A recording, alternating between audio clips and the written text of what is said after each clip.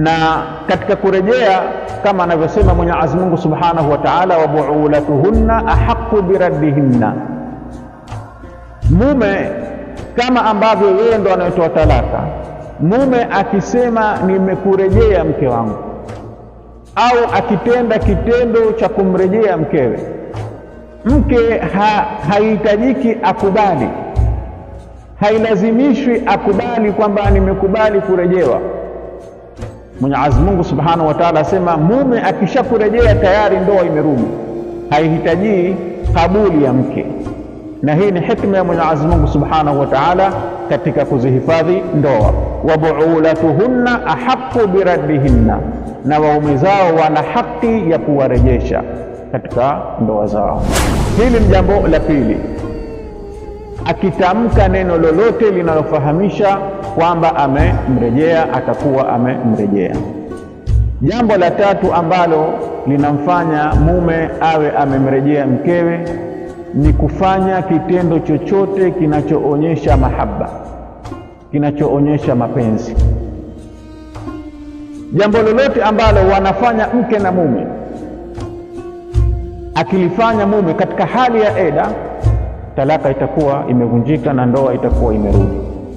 Akimbusu, akimkumbatia, akimpapasa kwa mahaba, akimlisha chakula, akimnywesha maji, yote haya yanaonyesha kwamba ndoa imerudi na mume amerudi kwa mkewe.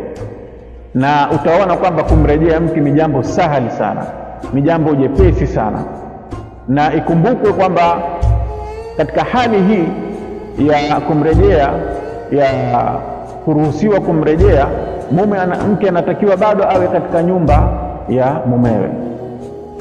Kwa hiyo mume anapotenda tendo la ndoa, mume anapotamka kwa neno lolote, nimekurejea, nimekubakisha, tuendelee kuishi pamoja, hiyo ni rajaa.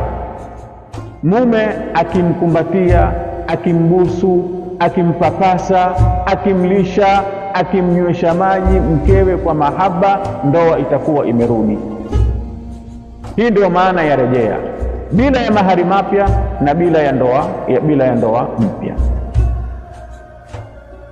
Na wakiwa katika hali hii ya ambayo anaruhusiwa kumrejea baada ya kutoka talaka, mume hatakiwi kumtoa mke ndani ya nyumba yake, atakiwa abaki ndani ya nyumba. Na hii ni rehema vile vile ya Mwenyezi Mungu Subhanahu wa Ta'ala, ili kusahilisha kurejeana, ili kuivunja talaka na mfarakano. Mke akibakia ndani ya nyumba, ni rahisi mume kubadilika fikra zake na kumrejea mkewe.